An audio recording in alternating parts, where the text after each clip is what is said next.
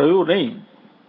તે વખતે ઇન્દ્ર દધીચી ઋષિ પાસે આવ્યા અને કહ્યું કે તમે કંઈ પણ એવો ઉપાય બતાવો કે જેથી અમે અસુરોને પરાભવ મળીએ. આકાશવાણી દ્વારા કહેવાયું હતું કે જો દધીચી ઋષિ એના શરીરનું હાડકું આપે અને એમાંથી તમે હથિયાર બનાવો તો એ હથિયારથી આ અસુરો મરશે. એટલે એમની પાસે હવે ઋષિ પાસે જઈને માગવાનું કે તમારા શરીરનું અસ્થિ એટલે કે હાડકું આપો, આવું કોઈ દિવસ આપણાથી માગવાની હિંમત ના ચાલે. પણ દધીચી ઋષિ પણ એવા કે પૃથ્વી ઉપર અસુરોનો સંહાર થાય અને ધર્મનું સામ્રાજ્ય ફેલાય તો પોતે તરત જ સમાધિમાં ચાલ્યા ગયા અને એણે કહ્યું કે મારા શરીરના જેટલા હાડકા જોઈએ એટલા લઈ લો તમે.